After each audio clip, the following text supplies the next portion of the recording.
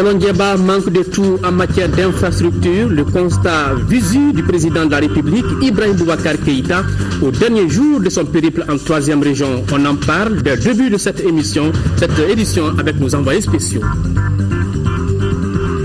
Fin à Sanando, dans la région de Ségou, de la première étape des vacances citoyennes. Durant 2 semaines, 300 jeunes venus des 4 coins du Mali ont parlé de paix et de réconciliation.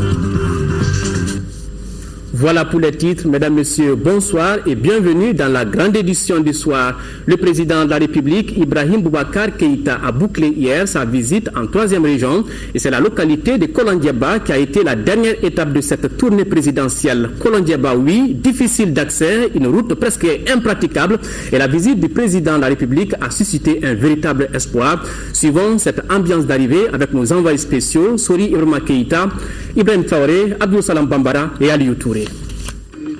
La route en dents de scie.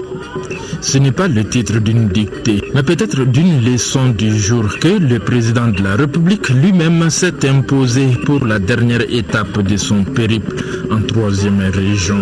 Mais si l'étape de Kolondieba n'était pas programmée, il aurait fallu l'inventer malgré tout. Et pour cause.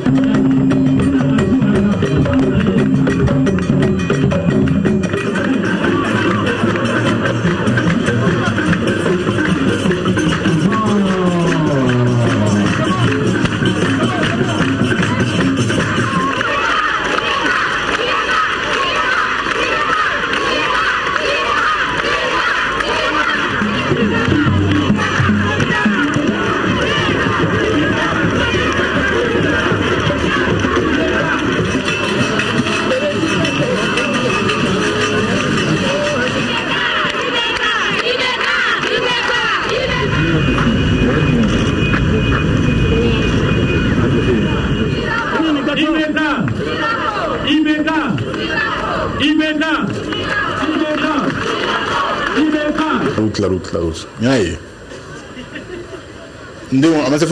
Aussi importante que soit la question de la route à Kolondieba, elle ne constitue que la partie visible d'un iceberg que le chef de l'État verra tout à l'heure, grandeur nature. Comme vous avez pu le constater sur ces images, se rendre à Kolondieba relève d'un véritable parcours du combattant, pas de route, autre préoccupation de la localité, le manque d'eau potable, d'électricité. Nous retrouvons nos envoyés spéciaux. Un adage de la contre le dit si bien, sur une même gamme de musique, la polyphonie est parfaite entre solistes et accompagnateurs. Illustration ce lundi à Kolondieba, maires et musiciens ont bien embouché la trompette des populations de Kolondieba pour égrener les difficultés auxquelles est confrontée la localité. La population de Kolondieba est très heureuse de cette visite, combien éprouvante, qui témoigne encore une fois de plus votre souci constant de voir et de partager avec elle ces réalités. Vous avez maintes fois entendu les cris de cœur de la population du cercle, récits des émissaires locaux, examiner les rapports et les études. Mais aujourd'hui, au-delà de tout cela, vous avez été témoin oculaire des conditions dans lesquelles la population du cercle vit. Eau, électricité, santé, route, tout manque à Kolondieba. Ça crève l'œil, reconnaît l'autre. Nyaye.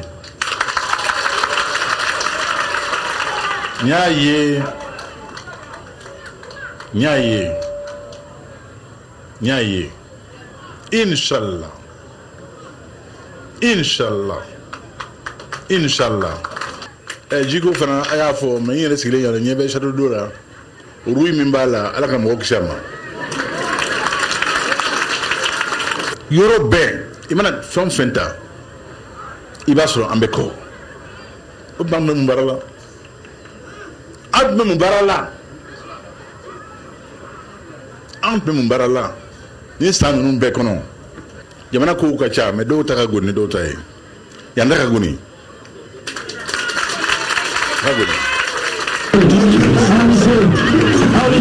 La boucle bouclée, ce n'est que momentané, car les populations de l'intérieur proposent un statut Mandela au président de la République. Lui qui a volontiers martelé au cours de ce périple qu'il a obtenu d'importants et intéressants contacts de l'extérieur pour justement les projets de l'intérieur du Mali.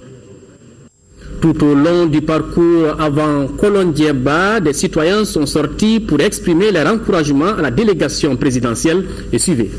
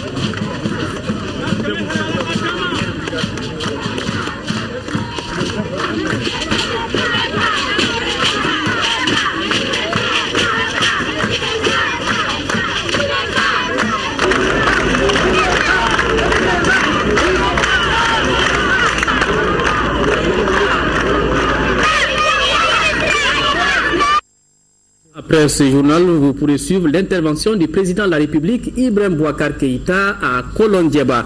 Et suite à cette visite du président de la République à Sikasso, le bureau politique national du Rassemblement pour le Mali, RPM, et l'Alliance démocratique pour la paix, ADP Maliba, saluent cette initiative du chef de l'État. Activité présidentielle cette fois-ci à Bamako, le président de la République, Ibrahim Boubacar Keïta, a offert un cocktail aux Maliens de l'extérieur venus pour la 6e conférence ordinaire du Haut Conseil des Maliens de l'extérieur. C'était tout à l'heure à Koulouba. Au cours de cette cérémonie, le chef de l'État a réitéré son soutien au nouveau bureau. Selon le président des Maliens de l'extérieur, son bureau fera tout pour ne pas décevoir. Voilà. Une cérémonie en ambiance. Voilà, Moussa Fane reviendra demain sur cette cérémonie présidée par le président de la République. Voilà. Le Premier ministre Modibo Keïta, lui, a reçu ce matin en audience Anne Lemort, conseillère spéciale du président du comité d'aide de l'Organisation pour le développement économique OCDE.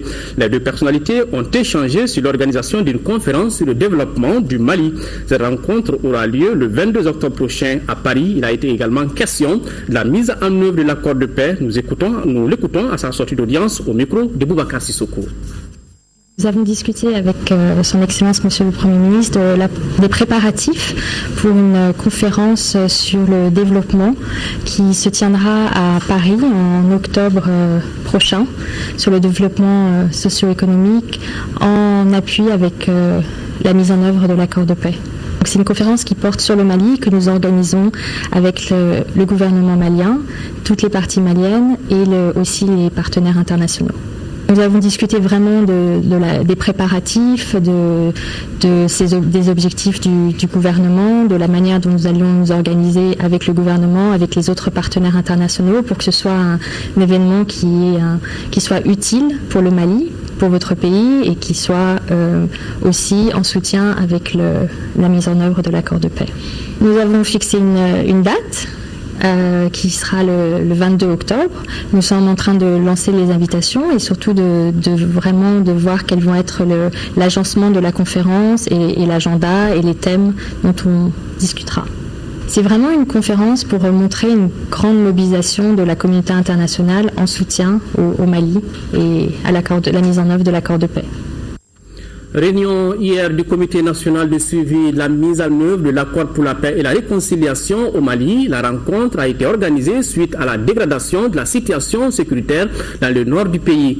Pour plus de précisions, écoutons le ministre de l'économie numérique, de l'information et de la communication, porte-parole du gouvernement, Shogel Kokalamaïga, au micro de Salimata Daou. Il faut rappeler que le comité national de mise en œuvre de l'accord est un organe stratégique qui est placé sous la haute présidence du Premier ministre.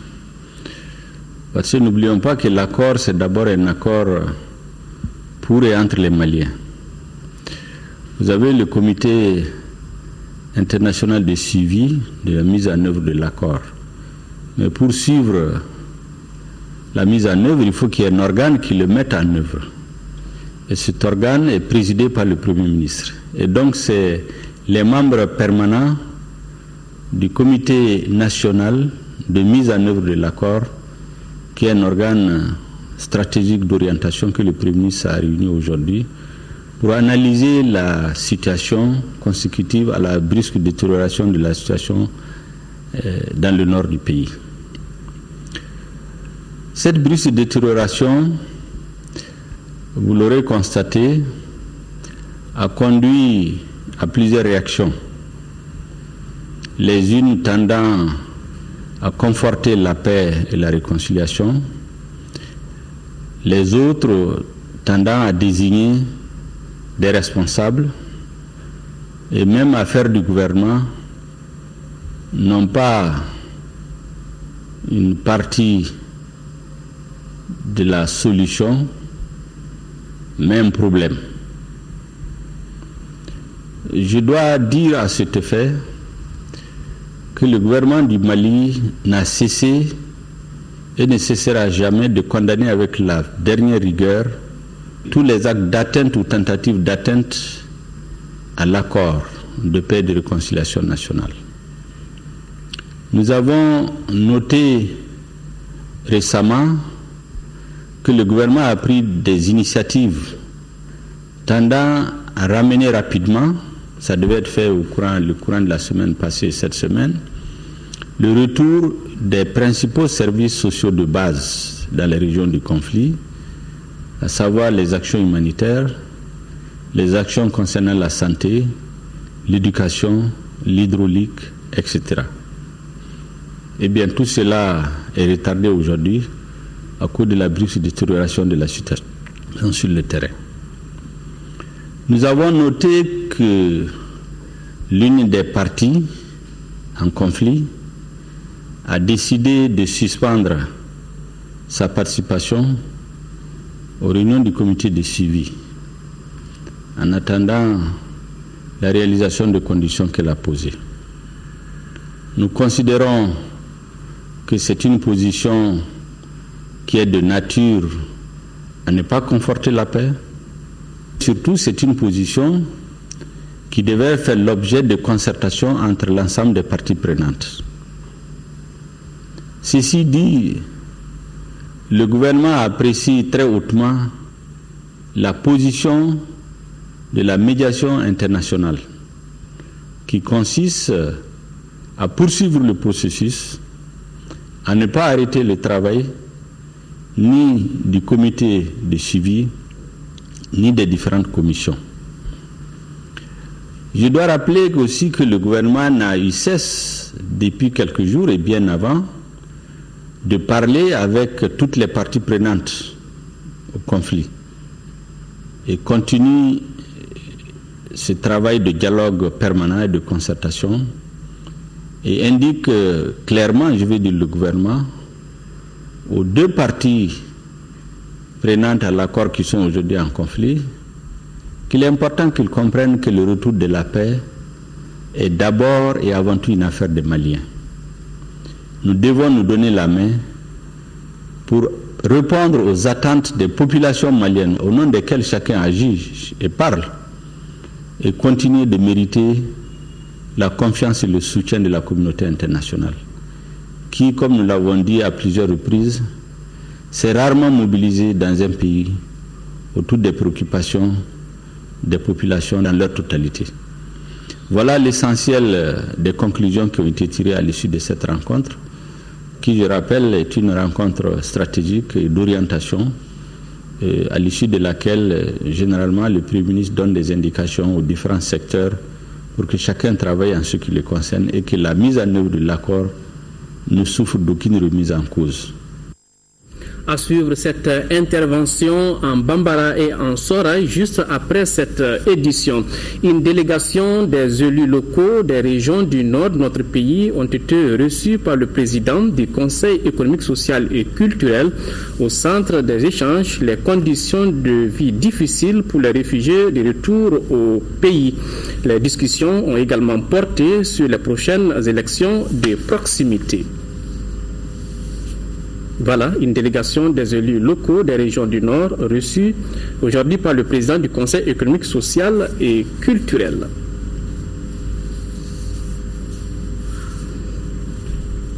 Les pèlerins de la filière gouvernementale vont bel et bien loger à la Mecque. C'est le ministre en charge des affaires religieuses qui donne l'assurance. Thierno Amadou Oumar Diallo dément aussi les fausses informations qui circulent dans certaines presses.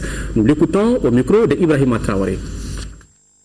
On a pu lire à la une certaines presses, une presse que j'adore d'ailleurs, et la dite nommée presse fait partie quand même des fleurons, et donc qui dit alors la filière gouvernementale n'a pas d'hôtel à la Mecque, etc. Mais je crois que, moi vous savez, je dis tout le temps, l'information passe par un certain nombre d'étapes.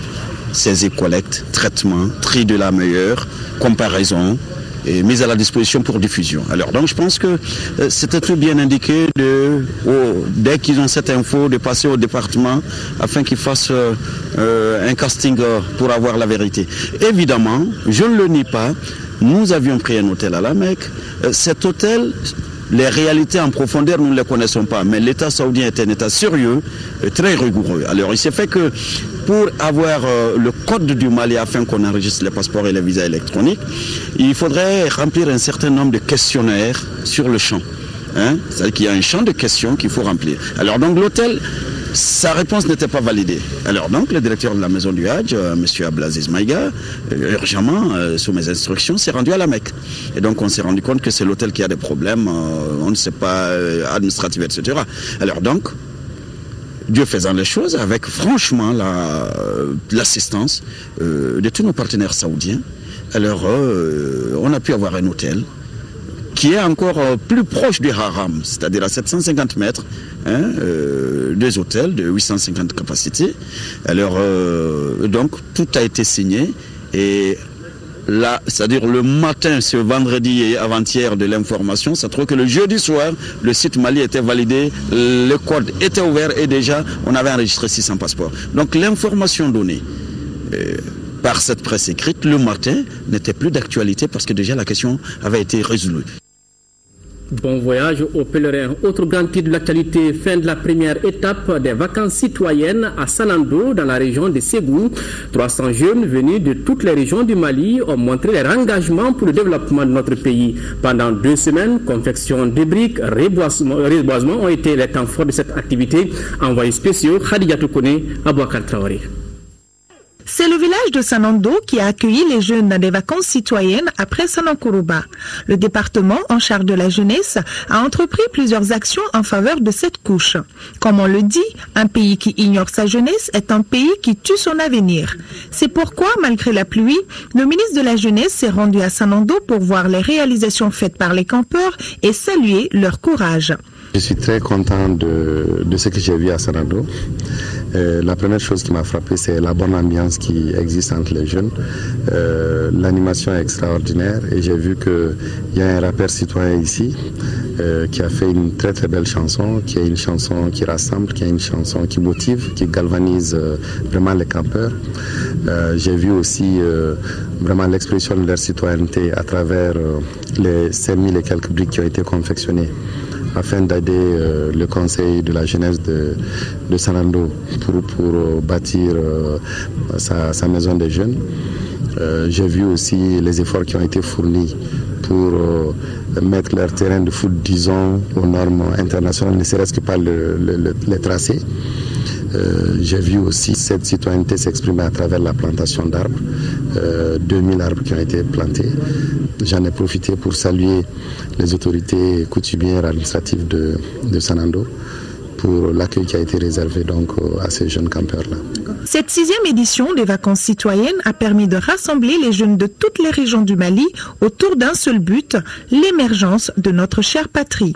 C'est des occasions où toute la jeunesse, la crème de la jeunesse malienne s'est retrouvée et ensemble nous nous donnons la main à travers des conférences, des débats et nous échangeons. Donc ça a permis à la jeunesse malienne de se connaître davantage.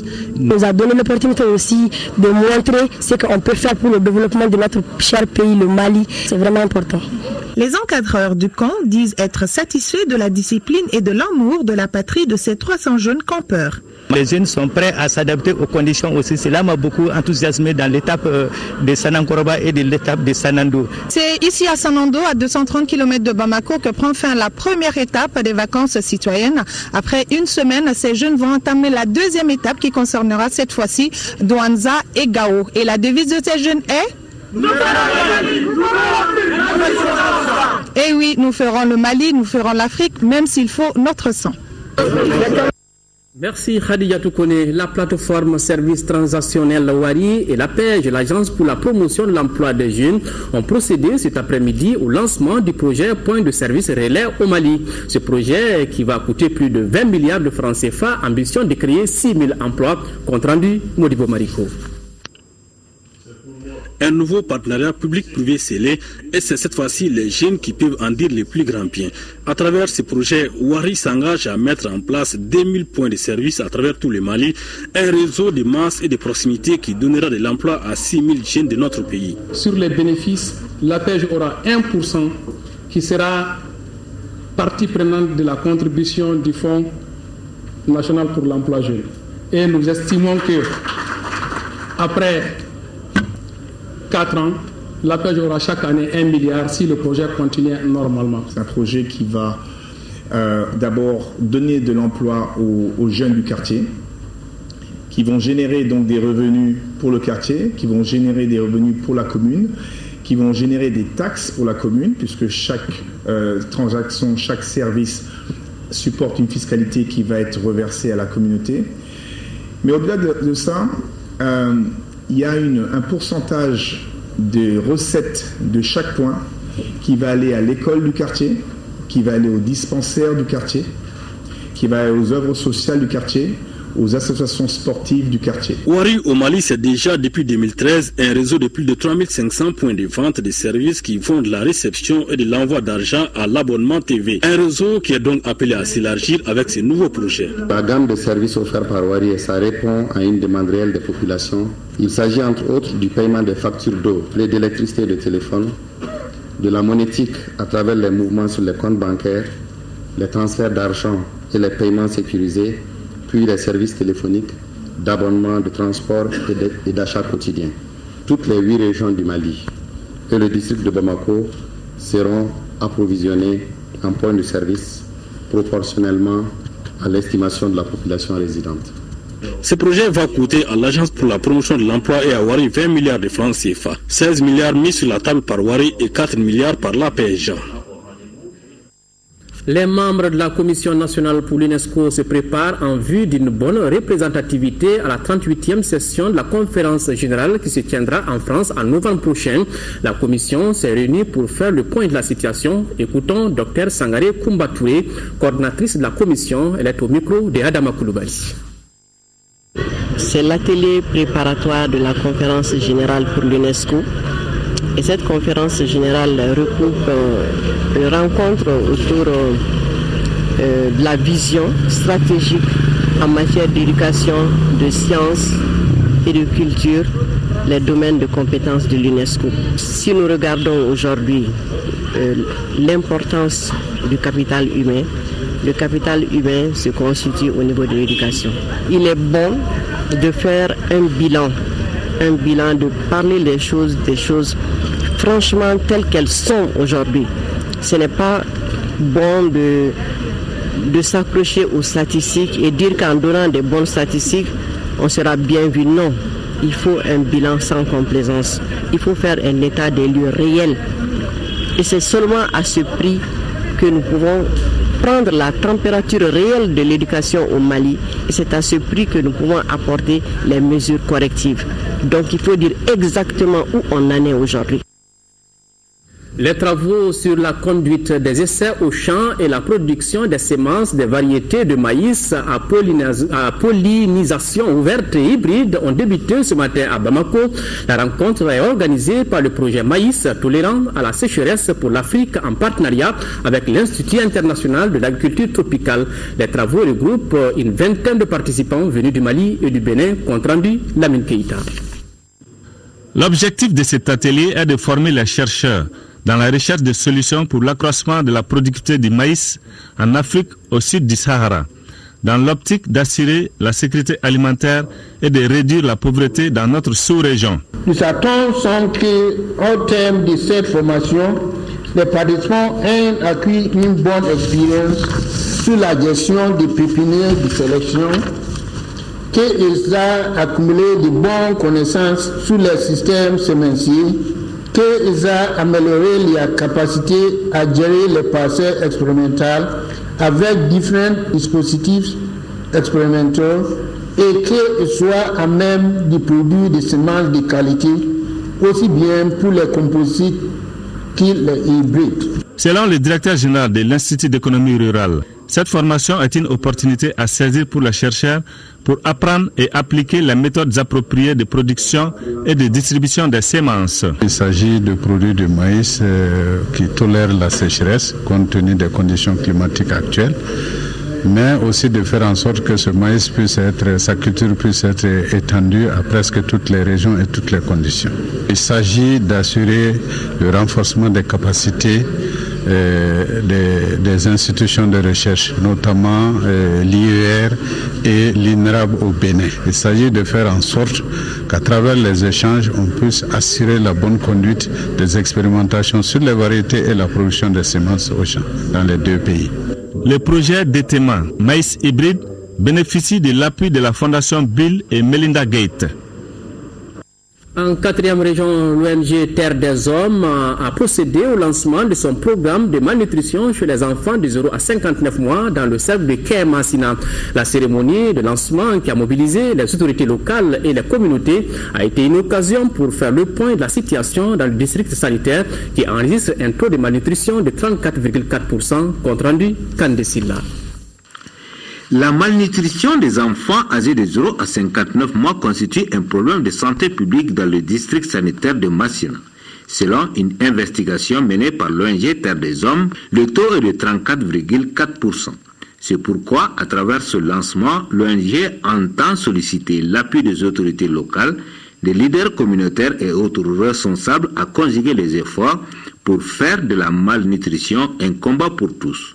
Donc l'objectif final, on aboutit à un plan d'action commun à tous les intervenants, que chacun est censé et chargé de mettre en place, que chacun est chargé de suivre l'exécution du plan d'action pour que les résultats aboutissent vers les objectifs fixés, qui est de réduire la mortalité et la morbidité due à la malnutrition dans le district de Massina. Des présentations sur la problématique de la malnutrition et le point sur la situation dans les districts de Massina auront permis aux uns et aux autres de connaître davantage les efforts que l'ONG est en train de mener, efforts qui méritent d'être accompagnés. Aujourd'hui, vous êtes appelés à faire la synergie de vos expériences pour que TDH puisse relever le défi d'abord des diagnostics au niveau des communautés, ensuite la prise en charge et surtout le suivi. Le lancement de cette activité vient donc consolider les efforts que l'ONG n'a cessé de mener depuis plus de 3 ans dans le cercle de Massina en faveur de l'amélioration de la santé de la mère et de l'enfant. Dans le même registre, 609 tonnes de céréales, c'est le don que vient de faire le commissariat à la sécurité alimentaire à plus de 22 000 personnes dans les communes de Léré, Djanké et Soumpi, cercle de Niafenké. L'opération vise à soulager les différents bénéficiaires. Yeya Tantina, compte rendu. La commune rurale de Soumpi, dans le cercle de Niafenké, a eu l'honneur d'abriter la cérémonie de lancement de la campagne de distribution alimentaire gratuite. Une assistance du gouvernement malien auprès des familles vulnérables à travers le commissariat à la sécurité alimentaire. Cette opération est effectuée par l'ONG Soubahigoumo et doit couvrir les communes de Léré, Djanké et Soumpi pour 609 tonnes. Les quantités retenues par le CSA par commune se présentent comme suit. Léré, 289 tonnes pour une population de 10 695 personnes. Djanké, 173 tonnes pour une population de 6 409 personnes. Sumpi, 147 tonnes pour une population de 5 445 personnes. Ils sont 22 549 bénéficiaires et l'événement a mobilisé les acteurs politiques, autorités coutumières, administratives et les bénéficiaires. L'ONG est venue dans nos villages, dans nos fractions, pour cibler nos bénéficiaires. Et aujourd'hui, voilà le concret. Chaque individu a reçu 27 kilos. Ça, c'est les parts d'un trimestre. Les populations de la commune de Sumpi se réjouissent de ces opérations de distribution gratuite qui répondent à une de leurs préoccupations majeures. Elles traduisent la volonté des plus hautes autorités de notre pays à assurer un bien-être des populations aussi.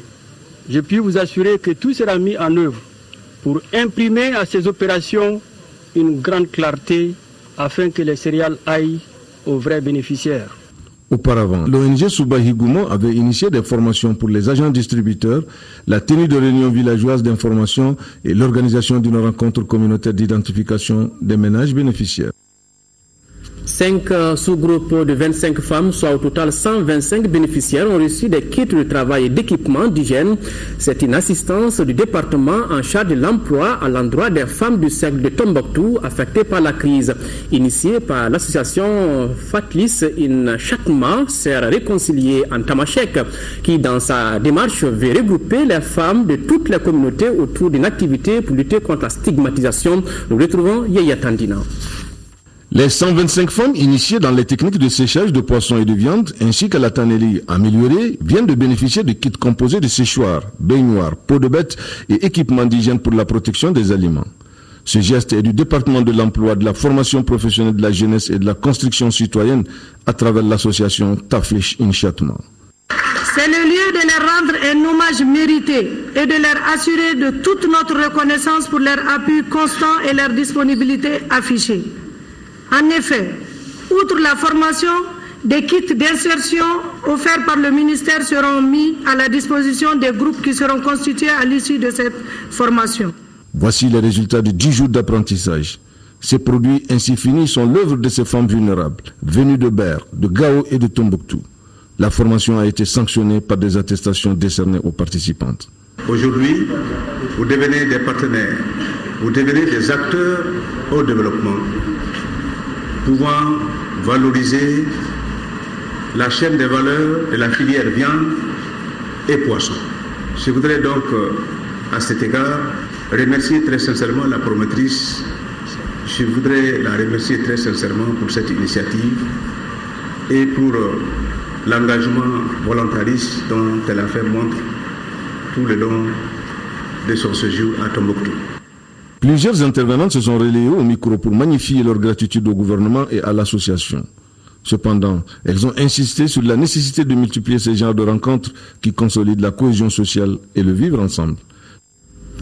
Activité politique maintenant mise en place à Gao de la Fédération régionale de l'Union pour la République et la démocratie URD. L'exercice s'est déroulé au cours d'une conférence régionale. Cette nouvelle structure aura pour mission de rapprocher davantage le bureau national du parti des sections. Compte rendu, Drissa Poni. Au siège de l'URD de Gao, tout a commencé par la présentation des nouvelles dispositions de la fédération régionale, ses modalités et les raisons qui ont favorisé sa création. De nombreuses questions ont été posées sur le rôle et l'interaction entre la fédération, la coordination et le bureau national du parti. Là-dessus, des explications ont été données aux militants. Cette fédération réunit les sections de la région pour permettre une meilleure coordination, une meilleure interaction au sein de la région entre les sections et pouvoir justement acheminer les desiderata des populations, des militants au niveau des centres de décision du bureau national et de pouvoir justement servir de courroie de transmission entre les structures à la base et ce bureau national. Certaines questions telles que la signature de l'accord de paix d'Alger, la rencontre URD-CEMA, les élections communales et régionales d'octobre prochain n'ont pas été occultées par cette rencontre de Gao. Le parti de la poignée de main, l'URD, se félicite d'avoir enregistré cette année plus de 1000 nouveaux adhérents. Une conférence de presse tenue au siège du parti a mis fin aux travaux. C'est donc la fin de ce journal au nom de l'ensemble de la rédaction. Merci de votre aimable attention. Demain, 10h-13h, vous avez rendez-vous avec Amara Marie Diallo. Sur le plateau, je serai là pour les éditions du soir. D'ici là, bonne suite de programme en notre compagnie. Au revoir et qu'Allah bénisse le Mali.